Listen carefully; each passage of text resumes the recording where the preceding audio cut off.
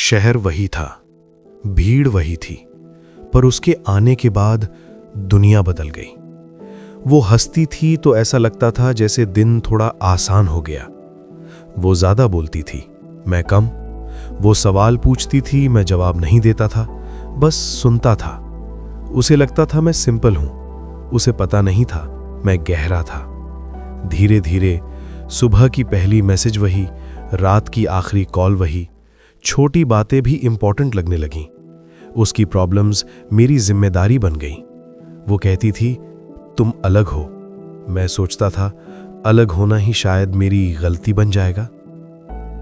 Emotional peak. एक दिन उसने कहा, तुम्हें फर्क नहीं पड़ता ना अगर मैं चली जाऊं? मैं चुप रहा। उसने उस चुप्पी को समझा नहीं।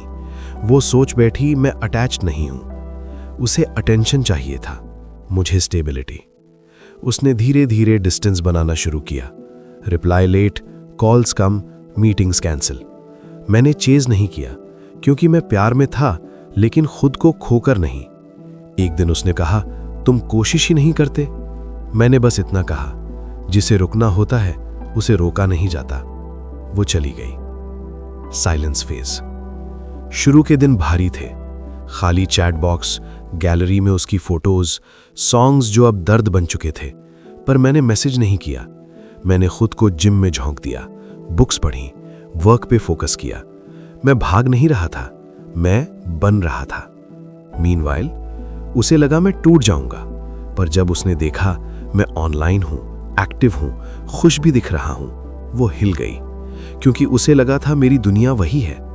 एक दिन वो सामने आई, सेम जगह, सेम कैफे, पर इस बार डिफरेंस था। मैं शांत था, वो बेचैन।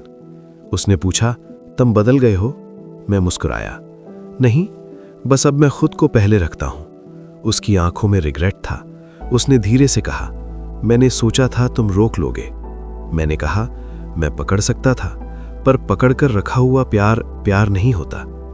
कुछ देर की चुप्पी। फिर उसने पहली बार कहा, आई लव यू।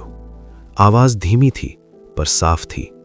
मैंने उसकी आंखों में देखा और जवाब नहीं दिया, क्योंकि अब मैं वैलिडेशन के लिए नहीं जीता था।